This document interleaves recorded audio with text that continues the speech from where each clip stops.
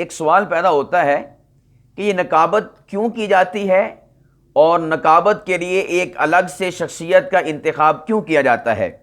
یعنی stage secretary ہے، نظامت کرنے والا ہے، نقابت کرنے والا ہے، یہ نقابت کیوں کروائی جاتی ہے؟ اس کی ریزن کیا ہے، اس کی وجہ کیا ہے؟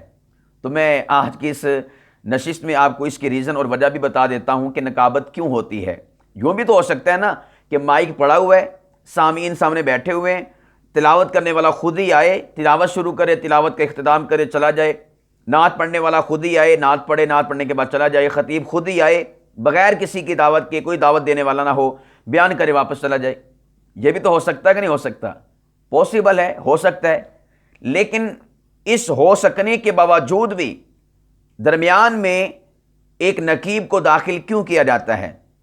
ایک اسٹیج سیکرٹری کا انتخاب کیوں کیا جاتا ہے؟ ایک ناظم جلسہ کا انتخاب کیوں کیا جاتا ہے؟ ایک دعوت دینے والے کا انتخاب کیوں کیا جاتا ہے؟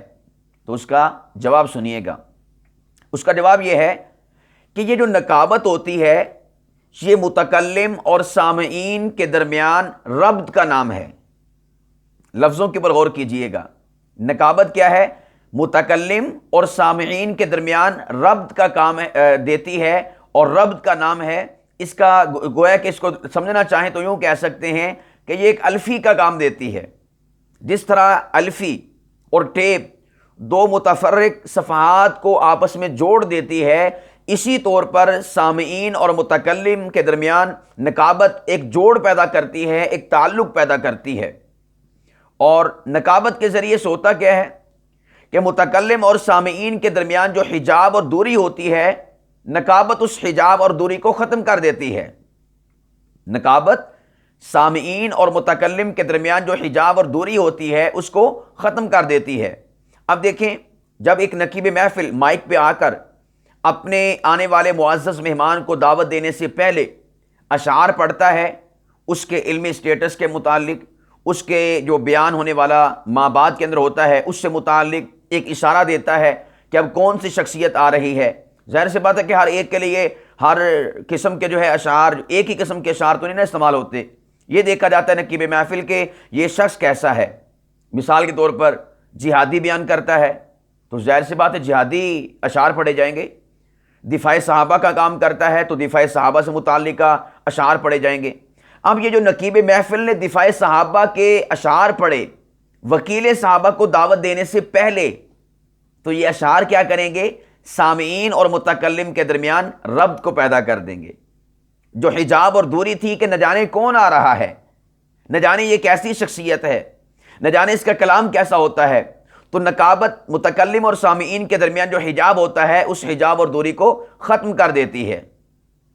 اب دیکھیں، ایک قاری صاحب کو جو ہے دعوت دی جا رہی ہے نقیب محفل کی طرف سے۔ پہلے سامعین اور قاری ان دونوں کے درمیان ایک حجاب اور دوری ہوتی ہے۔ سامعین نہیں جانتے نہ جانے یہ کیسا قاری ہے۔ جب آپ مائک پہ آ کے نقیب محفل اس کو اچھے القابات کے ساتھ اور اس کی تعریف جو بھی ایک اس کے علمی معیار کے مطابق یا اس کی تلاوت کے مطابق، اس کی آواز کے مطابق، اس کی قرات کے مطابق ہوتی ہے، آپ کر دیتے ہیں، اور آپ قرآن پاک سے متعلق، عظمت کلام پاک سے متعلق، تلاوت سے متعلق اشعار سنا دیتے ہیں، تو اس سارے کام کو کرنے کی وجہ سے یہ جو آپ نے نقابت کی ہوتی ہے قرآن کریم سے متعلقہ اور اس قاری صاحب سے متعلقہ، یہ اس قاری صاحب جو کہ متکلم ہیں ان کے اور سامعین کے درمیان جو حجاب اور دوری ہوتی ہے، آپ کی نقابت اس حجاب اور دوری کو ختم کر دیتی ہے۔ جب نعت خواں کی باری آتی ہے تو آپ اس نعت خواں کی جو ایک مخصوص اس کا انداز ہوتا ہے کلام پڑھنے کا، نعت پڑھنے کا، آپ اس سے متعلقہ اشعار پڑھتے ہیں۔ اب بعض نعت خواں ایسے ہیں جو ماشاءاللہ دفاع صحابہ پر اشعار پڑھتے ہیں، تو آپ ان کی آمد سے پہلے دفاع صحابہ سے متعلق اشعار پڑھتے ہیں، تو پتہ چل جاتا ہے کہ وکیل صحابہ مفتی سعید ارشد الحسینی تشریف لا رہے ہیں۔ پتہ چل جاتا ہے کہ وکیل صحابہ حضرت مولانا فاروق معاویہ صاحب تشریف لا رہے ہیں۔ پتہ چل جاتا ہے کہ حضرت مولانا ظفر شہزاد صاحب تشریف لا رہے ہیں۔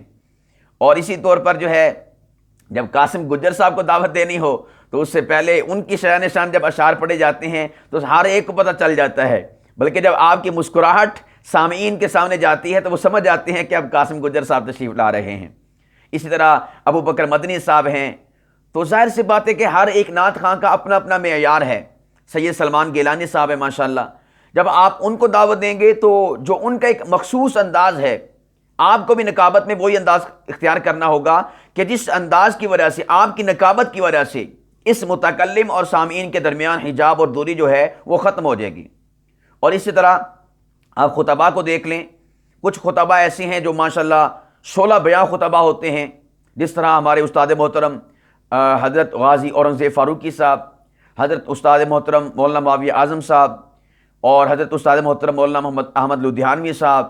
یہ والے جتنے بھی بڑے بڑے خطبہ دفاع صحابہ پر کام کر رہے ہیں، ظاہر سی بات ہے جب آپ ان کو دعوت دیں گے، اپنی نکابت میں ایسے اشعار استعمال کریں گے جو دفاع صحابہ کے حوالے سے ہیں.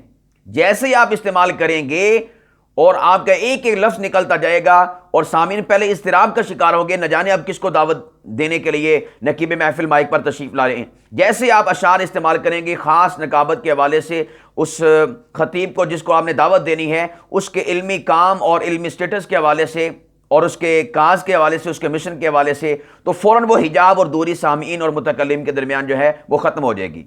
تو اس لیے آپ اس نقطے کو ذرا سمجھیے. میں نے اس کو تھوڑا تفصیل سے بتا دیا ہے تاکہ آپ کو سمجھ آ جائے کہ نکابت یہ متکلم اور سامعین کے درمیان جو حجاب اور دوری ہوتی ہے، اس کو ختم کرنے کا نام نکابت ہے. ٹھیک ہے، اس لیے نکابت کی جاتی ہے. میں نے پہلے کہا نا کہ خطیب صاحب خود بھی آ کر بیان شروع کر سکتے ہیں، لیکن نکابت کیوں ہوتی ہے؟ تاکہ اس متکلم اور سامعین کے درمیان جو حجاب اور دوری ہے اس کو ختم کر دیا جائے. جو سامعین متکلم سے واقف نہیں ہیں ان کو واقفیت کروا دی جاتی ہے. جب آپ کہتے ہیں کہ تشریف لا رہے ہیں وکیل صحابہ، اب جتنے سامعین بیٹھے ہوئے ہیں ان میں سے کچھ تو جانتے ہیں، کچھ ایسے ہوتے ہیں کہ جو بیچارے پہلی مرتبہ آئے ہوتے ہیں اور انجان ہوتے ہیں، ناواقف ہوتے ہیں. جیسے آپ نے وکیل صحابہ کہا وہ سمجھ جاتے ہیں کہ کون تشریف لا رہے ہیں. جیسے آپ کہتے ہیں یہ ابھی آپ کے سامنے تشریف لا رہے ہیں مقرر شیریں بیاں، تو سمجھ جاتے ہیں کہ اب علامہ شبیر احمد عثمانی صاحب تشریف لا رہے ہیں. وہ سمجھ جاتے ہیں کہ مولانا رفیق جامی صاحب تشریف لا رہے ہیں. اور اسی طور پر جو ہے جب آپ استعمال کرتے ہیں کہ فاتح مذاہب باطلہ مسالک باطلہ، تو فوراً لوگ سمجھ جاتے ہیں کہ تشریف لا رہے ہیں متکلم اسلام مولانا محمد الیاس گھمن حفظہ اللہ تعالی استاد محترم، اور اسی طور پر مفتی عبدالواحد قریشی صاحب. تو اس لیے جیسا آپ اپنے نکابت کے اندر الفاظ کا استعمال کرتے ہیں اور اشعار کے استعمال کرتے ہیں، آپ کی نکابت متکلم اور سامعین کے درمیان حجاب اور دوری کو ختم کر دیتی ہے.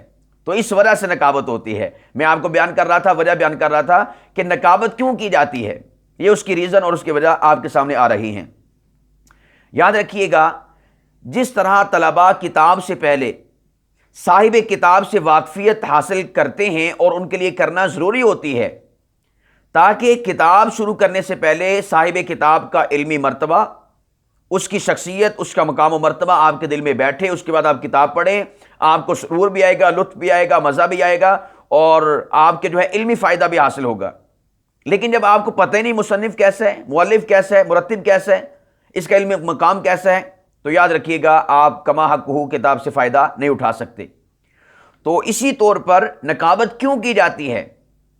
تاکہ اس خطیب کے کلام اور گفتگو اور بیان اور وعظ اور خطاب اور دلائل سے پہلے سامعین اس صاحب خطاب سے واقف ہو جائیں. جس طرح طلباء کتاب سے پہلے صاحب کتاب سے اس سے جو ہے واقفیت حاصل کرتے ہیں، اسی طرح نقیب محفل کیا کرتا ہے، نکابت کرنے والا کیا کرتا ہے کہ اپنی نکابت کے ذریعے سے اس صاحب خطاب کی جو واقفیت ہے سامعین سے کروانا ضروری ہوتی ہے اس کے کلام اور گفتگو سے پہلے، وہ نقیب محفل سر انجام دے رہا ہوتا ہے. تو اس لیے جس طرح صاحب کتاب کو پڑھنے سے پہلے طلباء کے لیے ضروری ہوتا ہے، لازمی ہوتا ہے کہ وہ صاحب کتاب سے واقفیت حاصل کریں، اسی طور پر بیان، واعظ اور کلام سے پہلے، نعت سے پہلے، تلاوت سے پہلے سامعین کے لیے ضروری ہوتا ہے کہ وہ اس متکلم، کلام کرنے والے، تلاوت کرنے والے، نعت پڑھنے والے اور بیان کرنے والے کی شخصیت سے واقف ہو جائیں. اور وہ کام کرتے ہیں آپ، یعنی نقیب محفل، اسٹیج سیکرٹری، نکابت کرنے والا. تو عزیز طلباء کرام، یہ ہے نکابت کرنے کی ریزن اور وجہ، اسٹیج سیکرٹری کرنے کی وجہ اور ریزن کہ یہ کیوں کی جاتی ہے. ایک ہی مقصد ہے، متکلم اور سامعین کے درمیان حجاب اور دوری کو ختم کرنا، ان کے درمیان ربط کو پیدا کرنا، تعلق کو پیدا کرنا، اور جو صاحب خطاب صاحب کلام ہے اس سے سامعین کو جو ہے واقفیت حاصل کروا دینا، تاکہ ان کے دل میں اس متکلم کی عظمت پیدا ہو جائے کہ ماشاءاللہ فلاں شخصیت ہے، ان کا یہ علمی معیار ہے، یہ فلاں علمی قد و کاٹھ جو ہے رکھتے ہیں۔ اس کے بعد جب وہ کلام سنیں گے تو پھر وہ کلام جو ہے ان کے لیے سننا آسان بھی ہوگا، اور ذوق و شوق کے ساتھ اس کا کلام بھی سنیں گے۔ تو یہ تمام تر جو ہے گفتگو اب کی جو میں نے آپ کے سامنے کی ہے، یہ نقابت کیوں کی جاتی ہے، یہ اس کیوں کا جواب تھا۔